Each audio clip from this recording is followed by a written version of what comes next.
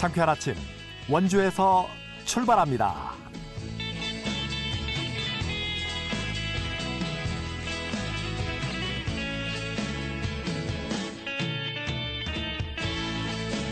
안녕하십니까. 5월 24일 금요일 KBS 원주방송국 상쾌한 아침 원주에서 출발합니다. 아나운서 유지철입니다. 정부가 만성적인 지역의료 인력난을 해소하기 위해 결정한 2025학년도 의대 증원 확대로 인해 전국의 의대 열풍이 불고 있습니다. 의대 정원 확대로 인해서 강원 지역의 학원가와 부동산 업계에는요, 의대 특수가 기대되는 상황이었는데요. 하지만 현실은 그렇지 않은 모양입니다. 강원 지역의 수험생들이 소규모 그룹을 꾸려서 서울의 유명 학원으로 원정을 떠나고 있기 때문인데요. 지역 간의 격차를 막기 위한 시도가 또다시 수도권 쏠림 현상으로 되풀이되지 않도록 정부의 지속적인 관심이 필요해 보입니다. 5월 24일 금요일 상쾌한 아침 원주에서 출발합니다.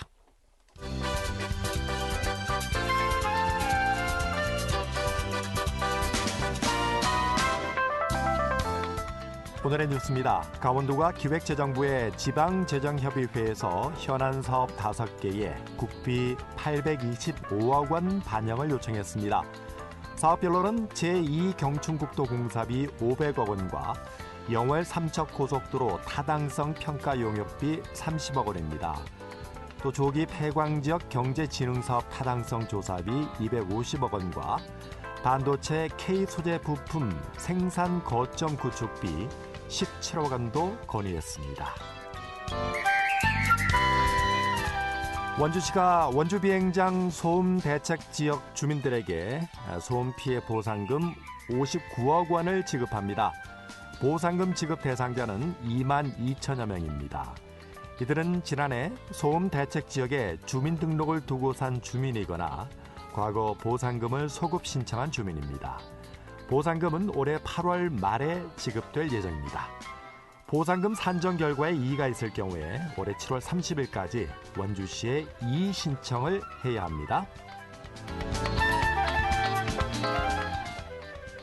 강원도 첨단 사업이 정부 공모에 잇따라 선정됐습니다. 먼저 교육부의 첨단 분야 혁신 융합대학 공모에 강원도와 강원대학교 컨소시엄이 선정돼 앞으로 4년 동안 국비 408억 원을 지원받습니다. 또 산업통상자원부의 전기차 재제조 배터리 안정성 평가 시스템 구축 사업에는 강원도와 횡성군이 선정돼 국비 100억 원을 받게 됐습니다. 오늘의 뉴스였습니다.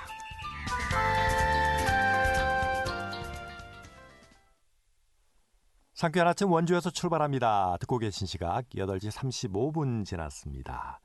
취재기자를 연결해서 도내 정치 이슈 점검해 보겠습니다. 강원도민일보의 박청현 기자 연결합니다. 박청현 기자님 안녕하세요. 네, 안녕하세요.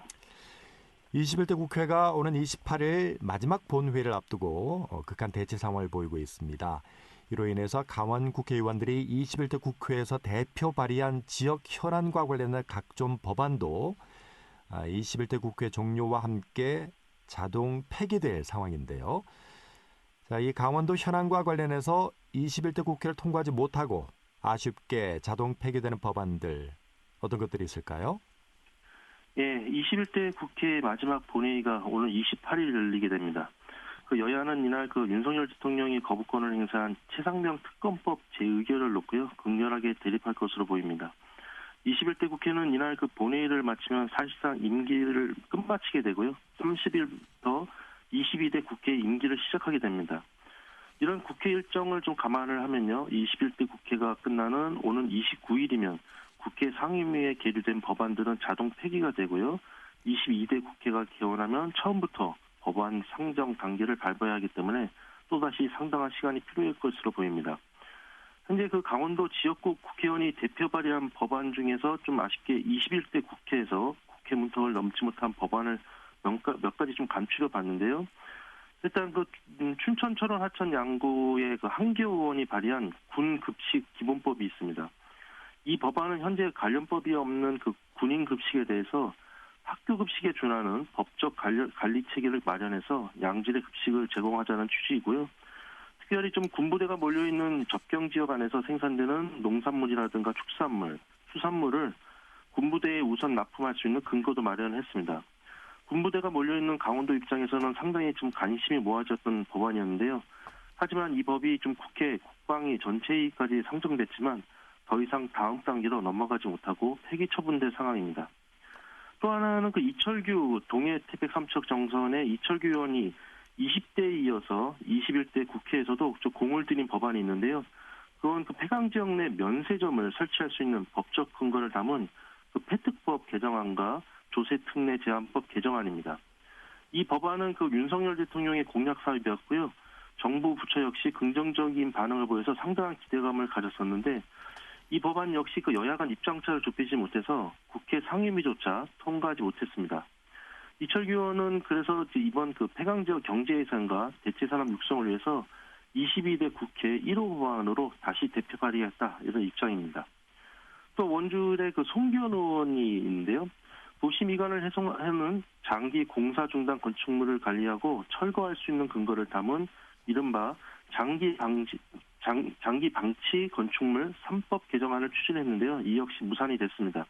현재 이 법은 국회 국토교통위 안건 상정에 머물러 있는 상태입니다. 또 그 춘천 갑의 허영 의원도요. 지난 2022년 12월이었습니다. 강릉에서 발생한 급발진 추정사고 재발 방지를 위해서 제조물 책임법 개정안을 대표 발의했지만 국회 정무위에 계류된 상태입니다. 이 법안은 그 최근 빈번하게 발생하고 있는 급발진 의심 사고 발생 시에 결합원인 입증 책임을 지금 현재는 그 소비자가 지고 있는데 이것을 제조사로 전환하는 내용을 담고 있습니다. 그 허영 의원은 당 지도부에 우선 처리 법안으로 선정해 줄 것을 요청하는 등 좀 법 제정에 힘을 쏟았지만요. 현재로서는 22대 국회로 넘어가야 될 상황입니다. 또 원주 갑의 박정환 의원도요. 지난해 2월 개발구역 내 사업 시행자의 전기시설 설치 비용 부담을 덜어주기 위한 지역개발 및 지원에 관한 법률 개정안을 대표 발의했는데 국회 내 좀 활발한 논의를 이끄는 데 그쳤습니다. 네, 군급식 기본법, 폐광지역 개발지원특별법 개정안, 장기 방치 건축물 개정안 이런 법안들이 자동 폐기될 것이고 다음 국회에서 또 다시 발의될 수도 있겠네요. 그렇습니다. 네. 네. 시민단체가 22대 국회의원 당선자들의 재산을 분석한 자료가 나왔는데 국회의원 재산 얼마나 되나요? 예, 생각보다 많습니다. 그 시민단체 경제정의 실천 시민연합 경실련이라고 하죠. 경실련이 지난 21일 지난 4월 10일 총선에서 당선된 22대 국회의원 당선자 300명의 부동산과 증권 등 재산 보유 내역을 분석한 조사 결과를 발표를 했는데요. 이 자료에 따르면은 그 22대 당선자 1인당 평균 재산은 부동산 자산이 18억 9천만 원, 증권 보유 재산이 8억 6천만 원, 이렇게 총 더하면은 한 33억 3천여만 원이 평균 재산으로 파악이 됐습니다. 네. 그 21대 지금 국회의원 당선자 평균 재산이 한 21억 8천만 원이었으니까요. 이거보다도 한 1.5배가량 늘어난 수치입니다. 또 일반 우리 국민 평균 자산이 한 4억 4천 정도라고 하는데요. 이 평균하고도 대비하면 대략 한 7.6배 정도 많은 재산을 갖고 있는 것으로 나타났습니다. 또 국회의원 평균 부동산 자산으로만 보면 지금 앞서 말씀드린 대로 한 18억 9천만 원이라고 했는데요. 이것은 그 국민 평균 부동산 재산 대비 한 4.6배 정도 많은 규모이고요.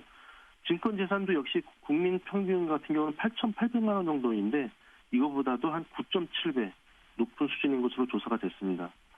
그 정당별로 보면요. 국민의힘의 그 108명 국회의원 1인 평균이 한 58억 9천만 원으로 상당히 높았고요.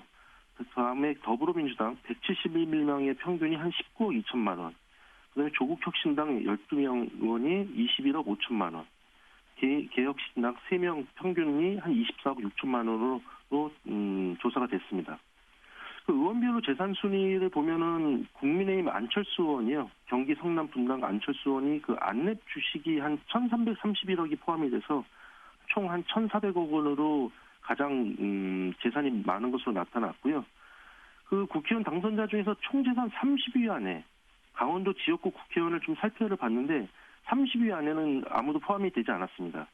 하지만 그 증권재산으로만 보면은 증권재산을 제외한 부동산 보유재산으로만 보면 그 동해 태백 삼척 정선의 이철규 의원이 그 서울 강동과 동해의 주택 두 채 등 상가와 농지를 보유하고 있어서 전체 의원 중에 20번째로 가장 많은 부동산 자산가로 이름을 올렸습니다. 그 경실련 관계자는요, 22대 그 국회의원 당선자 중 가다 부동산이라든가 가다 주식을 보유하고 있거나 좀 가상자산 보유자도 상당수 확인이 됐다면서요. 재산 보유로 인한 그 이해 충돌이 초래하지 않도록 스스로 처분하거나 보다 엄격한 제도적 장치가 마련된다 이렇게 밝혔습니다. 네, 국회의원 당선자 1인당 평균 재산이 33억여 원이 된다는 소식이었고요. 자, 이번에 도의회 소식 알아볼까요? 오늘 7월부터 시작되는 도의회 후반기 의장단 선출 방식을 놓고 신경전이 많다고요?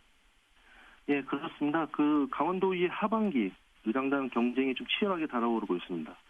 도의회 다수당을 차지하고 있는 국민의힘은요, 지난 22일 의원총회를 열어서 무기명 투표를 통해서 의장과 부의장 후보 선출 방식을 결정을 했습니다. 일단 의장과 부의장 선거는 가반 투표가 나올 때까지 결선 투표를 진행하는 방식을 도입하기로 했습니다. 또 상임위원장과 예산결산 특별위원장 그리고 원내대표 선거는 결선 투표 없이 다득표자를 낙점하기로 했습니다. 선거는 다음 달 20일 날 실시하기로 했고요. 의장과 부의장 선거의 그 결선 투표가 도입됨에 따라서 그 의장과 부의장 선거 후보군뿐만 아니고 각 그 상임위원장 선거 후보군에 따라서 좀 이해타산을 따져서 정치적 합종 연행이 좀 가속화될 것으로 전망이 됩니다. 현재 그 도의회 그 후반기 의장 후보군으로다가는요, 권영렬 그 강릉의 그 현 의장과 김기용 원주 부의장, 그다음에 행성의 한창수 부의장, 그다음에 정선의 김기철 의원과 구대 전반기 의장을 지낸 속초의 김시성 의원, 이렇게 한 5명 정도가 의장 후보군으로 꼽히고 있고요. 부의장 선거 후보군으로다가는 삼척의 심영권 의원과 고성의 김용복 의원, 춘천의 박기영 의원 등 이렇게 3명이 물망에 올라와 있습니다. 더불어민주당은 지금 소수당이기 때문에요, 부의장 한석과 상임위원장 한석을 요구하고 있는데 이에 대해서 국민의힘에서 다음 달 한 4일 정도 의원총회를 열어서 최종 결정하기로 했습니다. 네, 의장 선거, 부의장 선거는 과반 득표가 나올 때까지 결선 투표로 이제 뽑게 되는 거군요. 김진태 도지사 취임 이후에 도청사 신축 이전이 속도를 내고 있습니다. 김 지사가 이와 관련해서 기자회견을 가졌다고요? 예, 김진태 지사는 최근 그 도청에서 가진 기자간담회에서요, 강원도청 신청사 추진 상황과 관련해서 기자간담회를 가졌습니다. 이 자리에서 그 김 지사는 춘천시 동래면 고은리에 신축되는 강원도청 신청사 건립과 관련해서 재정 문제가 좀 우려된다는 지적이 이제 질문을 하자 준공까지 소요되는 약 한 6년간 매년 평균 800억씩 확보하는 목표로 모든 노력을 기울이겠다 이러면서 재원을 어떻게든 확보할 것이라고 밝혔습니다. 도청 그 신청사 신축 사업은요, 지난 3월 그 총 사업비 한 4,995억 원, 한 대략 한 5천억 정도 되죠. 이 규모로 중앙투자심사위원회를 통과했습니다. 이에 대해서 김 지사는요, 한 5천억 정도 되는 모든 그 예산이 건물에 투입되는 것이 아니고 실제 그 건물 건축에 들어가는 건 한 3,200억 정도고 그 밖에 토지 보상비와 예비비 등이 투입된다 이렇게 설명을 했습니다. 그러면서 그 총 사업비가 그 산정된 이유에 대해서는 크게 3가지를 들었는데요. 상징성과 실용성과 재정 여건 이렇게 3가지 핵심 요소를 고려했다고 밝혔습니다. 일단 상징성은 그 강원특별자치도가 되면서 70여 년 만에 도청을 새로 짓게 되는 만큼 그 도민으로서의 자긍심을 가질 수 있도록 도의 랜드마크로 짓겠다 이런 면을 강조를 했고요. 실용성 면에서는 업무 시설인 만큼 근무하는 직원들과 도민들의 편의를 고려해서 사무공간이라든가 주차장 이렇게 부족하지 않도록 미래를 내다보고 건축하겠다 이렇게 의지를 보였습니다. 문제는 재정 여건인데요. 이 재정 여건이 그 앞으로 준공까지 한 남은 6년간 한 5천억 원을 재정을 어떻게 조달하냐가 관건인데 이 역시도 김 지사도 그 중요성을 좀 인식을 하고 있습니다. 네. 그래서 최근 그 추경안에 편성된 토지 보상비 지금 500억 원을 일단은 확보를 했고 향후 800억씩 조달하겠다 이렇게 밝히긴 했는데요. 약간 추상적이라서 그리고 이만큼 또 매년 800억씩 들어갈 경우 다른 일반 시군 사업비가 줄어들 수 있는 거 아니냐 이런 우려도 제기가 됐습니다. 네, 춘천시 동래면에 건축되는 강원도청 신청사 5천억 원 규모로 6년 후에 건립된다는 소식까지 들었습니다. 강원도민일보의 박창현 기자였습니다. 고맙습니다. 네, 감사합니다.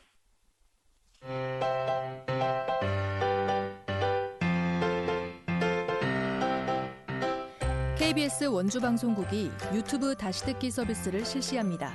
매일 아침 강원 영서남부권의 뉴스와 정보를 전해드리는 상쾌한 아침 원주에서 출발합니다는 KBS 원주라디오 유튜브 채널을 통해 다시 들을 수 있습니다.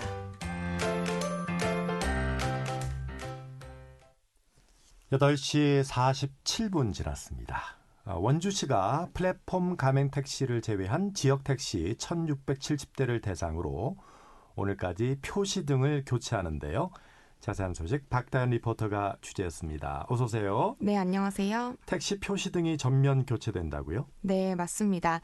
택시 상부에 장착하는 택시 표시 등은 승객에게 빈차 여부를 알 수 있게 하고 또 택시기사의 위급사항 시 켤 수 있는 적색 등은 구조 요청 신호 역할을 하게 되는데요. 기존 표시 등은 일부 주황색 표시 등이 적색으로 오인돼 위급 상황이 발생한 줄 알고 신고된 경우가 많았습니다. 원주시는 이런 문제점을 보완해서 노후된 지역 택시 1,670대에 대해서 택시 표시 등 교체 사업을 추진하는데요. 자세한 내용 원주시 대중교통과 민병인 과장 이야기 들어보겠습니다. 택시 상부에 장착하는 택시 표시 등은 승객에게 빈차 여부를 알 수 있게 하고 또 택시기사의 위급 상황 시 그 적색 등이 전멸되어 구조 요청 신호 역할을 하게 되는데요. 그 현재 장착된 표시 등은 디자인과 색상이 좀 제각기 다르고 또 일부는 낡거나 변색된 것들이 좀 있어요. 그래서 시인성 개선을 위해 새로운 디자인으로 변경하게 되었는데 표시 등 색상은 택시 업계의 의견을 반영해서 법인 택시는 하늘색, 개인 택시는 녹색으로 이렇게 정하게 되었습니다. 표시 등 앞면에는 영문으로 택시라고 표기하고 후면에는 그 치악산을 상징하는 원주시 심볼 마크를 넣었고요. 측면은 법인 택시는 법인, 개인 택시는 개인으로 표기했습니다. 이번 표시 등 교체로 시민들께서는 택시 빈차 식별이 좀 쉬워지고 또 택시 운전 기사님들은 안전 확보와 또 통일된 디자인을 통해서 택시 미관 개선에도 기여했다고 그렇게 생각합니다. 택시 위에 장착된 표시 등 손님이 타고 있거나 아니면 비어 있거나 아니면 뭐 예약 중이거나 이런 거를 표시하는 표시 등의 의미인 거죠? 네, 맞습니다. 네. 네, 상부에 장착된 택시 표시 등은 빈차일 경우에는 위에 표시 등이 켜지고요. 또 예약 택시거나 승객이 탑승을 하면 그 불이 꺼지게 됩니다. 그리고 표시 등은 택시 미터기와 연계가 되어 있어서 이미 조작이 불가능하기 때문에 승차 거부를 사전에 방지할 수 있는데요.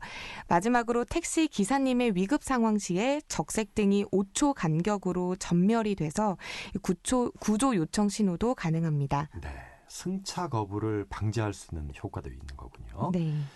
자, 이번에 교체되는 택시 표시 등 과거와 좀 어떻게 달라지는 거죠?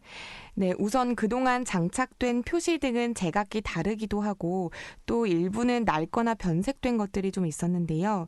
그래서 시인성 개선을 위해서 새로운 디자인을 통일했고 다만 개인 택시는 녹색으로, 법인 택시는 하늘색으로 변경했습니다. 표시 등 전면에는 영문으로 택시라고 되어 있고 후면에는 치악산을 상징하는 원주시 마크를 넣었는데요. 교체된 표시 등으로 앞으로 빈차 식별은 물론 운전하는 기사님들의 안전도 보장될 것 같습니다. 이어서 원주 시민분 이야기 들어보시죠.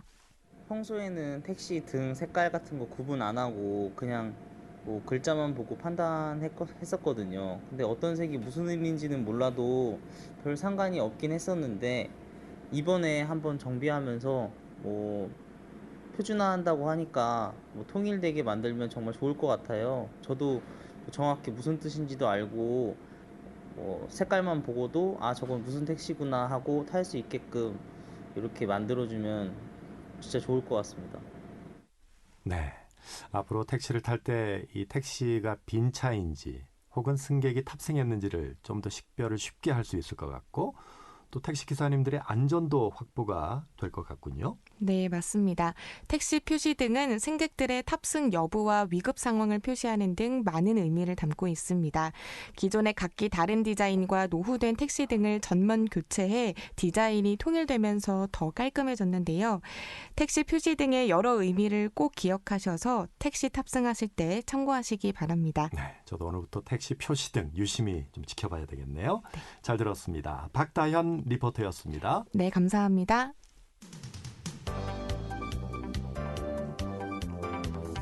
생생한 현장, 유익한 생활 정보를 전해드리겠습니다.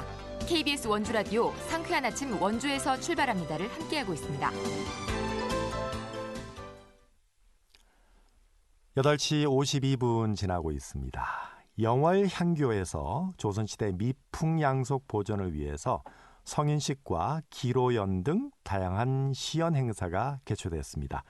자세한 내용을 영월향교의 어민영 정교를 연결해서 알아보겠습니다. 어민영 정교님 안녕하세요. 안녕하세요. 네, 반갑습니다. 먼저 영월향교에서 성년의 날을 기념해서 진행한 전통 성년식 행사부터 좀 살펴볼게요. 네. 최근에는 이 성년의 날에 젊은이들이 장미꽃 혹은 향수를 선물하잖아요. 근데 전통 방식의 성년식에서는 어떤 의식이 진행이 되나요? 지금 현대인은 조금 전에 그 말씀하신 대로 장미꽃, 향수, 키스 형태로 성년의 날 행사를 하고 있는데 그보다는 조금 더 엄숙하고 책임감을 가진 청소년들에게 가질 수 있도록 하면 좋겠다는 조선 중기부터 진행하던 전통 그 성년식을 9년째 영월향교에서는 성년의 날에 시행하고 있습니다. 그렇군요. 이번에 보니까 시가래, 제가래, 삼가래 이런 의식이 진행이 됐다고 하는데 시가래, 네. 제가래, 삼가래 이건 어떤 의례인가요? 네, 시가래, 제가래, 삼가래 순으로 진행을 하고 있는데 네. 한 가지 예를 진행할 때마다 큰 손님들은 좋은 말씀을 내리고요. 시가래 축사는 좋은 달 비로소 어른의 원복을 입었나니 너는 이제 이런 뜻을 버리고 어른의 덕성을 이루어 장수하면서 큰 복을 받게 하라면서 성년이 되는 학생들은 그 말씀을 받들어 시행하겠다고 하는 그런 식이 거행되고 있습니다. 어른들이 성년이 네, 되는 네. 젊은이들에게 학생들한테, 덕담을 해주는 학생들한테 네. 덕담을 해주는 그런 네, 의식이군요. 네. 네. 자, 그런데 성년식을 할 때 여학생에게는 쪽을 찧어서 비녀를 꽂아주고 남학생에게는 유건을 씌워준다. 이게 어떤 의미를 담은 행위인가요? 예, 지금 그 상가례를 진행하면서 남자에게는 상투를 틀고 갓을 쓰고 도포를 입히고 치포관을 씌우거나 아니면 유건을 씌우는 그런 어를 하고요. 여자분들한테는 쪽을 짚고 비녀를 꽂고 쪽도리를 씌우고 이 초마 저고리를 입히고 이런 순으로 이제 그 삼가래 진행을 하고 있습니다. 그러고 나면은 그 성년들이 되는 이들에게는 애들 때는 자기 이름을 쓰지만 어른이 되기 때문에 이름 대신 사용할 수 있는 자라고도 하고 호라고도 하는 것을 지어서 사용하도록 합니다. 여학생에게는 쪽을 지어서 비녀를 꽂아주고 쪽도리를 또 이렇게 해주고 치마 저고리를 입혀주고 남학생한테는 상투를 틀고 갓을 씌워주고 도포를 입히고 이렇게 되면 이제 넌 성년이야 뭐 이런 의미인 거군요. 예, 그렇게 됩니다. 자, 이런 전통 성년식에 참여한 학생들의 반응은 어땠나요? 그 학생들은 그렇습니다. 지금 한국은 민법상 19세가 되면은 성인으로서 인정받게 됩니다. 그래서 흡연, 음주, 그리고 결혼도 부모님 허락 없이 할 수 있는 그 나이가 되기 때문에 성년의 날은 국가와 장래를 짊어질 성인들로서 자부심과 책임의식을 부여하는 그런 날로 이제부터 더욱 신중히 모든 일을 생각하며 네. 부모님 말씀에 더욱 귀를 기울이게 될 시기라고 그런 생각을 하고 있어요. 부담이 많이 간다고 그런 반응이었습니다. 부담이 많이 간다고요. 네. 네. 이번에 지역 원로 100명을 초청해서 조선시대 기로연을 행사를 시연하는 행사를 진행을 했다고 하는데 기로연이라는 게 어떤 행사인가요? 예, 기로연은 조선시대의 70대 이상 원로나 문신들을 임금께서 친히 나오셔서 위로하고 예우하면서 봄, 가을 정기적으로 3월이나 9월이 되겠습니다. 네. 그때 기로연은 그 전통 그 문화 행사를 하였습니다. 네. 이런 행사를 통해서 참가자들이 어떤 점을 좀 느꼈으면 좋을지 끝으로 말씀해 주실까요? 어르신들께서는 지금까지 영월 발전의 그 노고를 취하하고 네. 본인들이 지금까지 그 어른으로서의 그 자랑스러운 그런 날이라고 생각을 하고 있더군요. 네네. 네, 여기까지 듣겠습니다. 감사합니다. 네, 감사합니다. 네, 영월향교 엄인영 정교님과 말씀을 나눴고요. 상쾌한 아침 원주에서 출발합니다. 오늘 순서는 여기까지입니다. 아나운서 유지철이었습니다. 다음 주 월요일부터는요, 이은주 아나운서가 다시 여러분께 인사드리겠습니다. 안녕히 계십시오.